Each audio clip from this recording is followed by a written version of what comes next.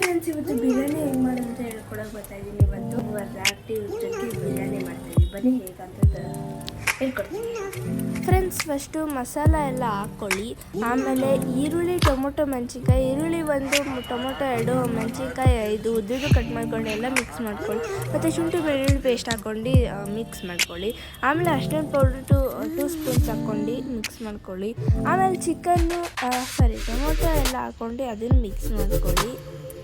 Mix ಆದಮೇಲೆ chicken ಹಾಕಿ. ಈಗ chicken ನಿಮಗೆ ಎಷ್ಟು ಬೇಕೋ ಅಷ್ಟು ಹಾಕ್ಕೊಂಡು ಆಮೇಲೆ ಅರಿಶಿನ ಪೌಡರು, ಗರಂ ಮಸಾಲ, ಧನಿಯಾ ಪೌಡ್ರು, ಬಿರಿಯಾನಿ ಪೌಡರ್ ಹಾಕ್ಕೊಳ್ಳಿ.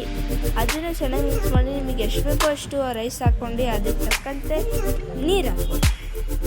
ನೀರು ಹಾಕ್ಕೊಂಡ್ಬಿಟ್ಟು ಕೊತ್ತಂಬರಿ ಸೊಪ್ಪು ಮತ್ತು ನಿಂಬೆಹಣ್ಣು ನಿಮಗೆ ಎಷ್ಟು ಬೇಕೋ ಅಷ್ಟು ಹಾಕ್ಕೊಂಡು ಮತ್ತು ರುಚಿಯಾಗಿರೋ ಬಿರಿಯಾನಿ ತಿನ್ನೋದಕ್ಕೆ ವೆಯ್ಟ್ ಮಾಡ್ತಾಯಿರಿ. ನನ್ನ ಯೂಟ್ಯೂಬ್ ಚಾನಲ್ನ ಸಬ್ಸ್ಕ್ರೈಬ್ ಮಾಡಿ.